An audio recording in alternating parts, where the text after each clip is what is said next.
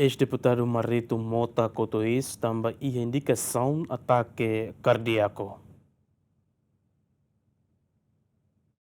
Ia terça-ne, ex-deputado Marito Mota mono de repente, ia na residência Kuluhun, no família Loriquedas ba ia emergência Hospital Nacional Guido Valadares, mas bem lá consegue salvar a vida. Diretor Serviço Assistência Clínica HTT, resultado da examinação ba ex-deputado Marito Mota, nebe hakoto isi ha departamento emergência, tamba caso husi ataque cardíaco.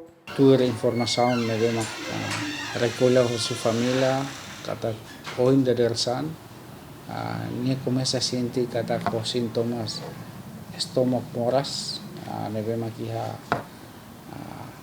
ni hetan ho dari, depois liu dia horas balon, ni mono de repente, ni família transporta ni Loriquedas mais Hospital Nacional Guido Valadares, mais itania departamento de emergência. E na base era halo examinação bania kata ninia sinais vitais sira la iha hotona la deteta hotona liga hanesan itania tensão itania pulso itania respiração la iha hotona ne significa kata mai ho isla iha. Ia Sorenselok família Matibian informa kata Matibian antes ne enfrenta magmoras estômago no 5 mas be durante ne Matibian halo tratamento regular.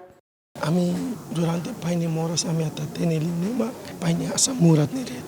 Tratamento ne biasa yeti ne gira liwa kutuk ne biasa ba ia demsi mahina badet depois de liuda ne pai moras asa murat ne dia kituang ona hotu depois nia começa a hemo de temor que uma hotu dia aconteceu em larom pai muno ne amus la espera kata ne pai vele saya tamo se ia 9 horas bades pai si dar sang ne pai si lau olahraga biasa ia uma oin ne sempre dar sang atividade ni olahraga sa Matibian narang completo Mariano Fatubai Mota, o narang conhecido Marito Mota, Morisi Hadili, iha loron sanulo resinida Fulan Zulio, tinan rihunida tusia hitunulo, Matibian husikela feng kabin no oan nainhat, composto husimane nain tolu no fetoida. Bárbara Perpetua, Jacinto Marques, GMN.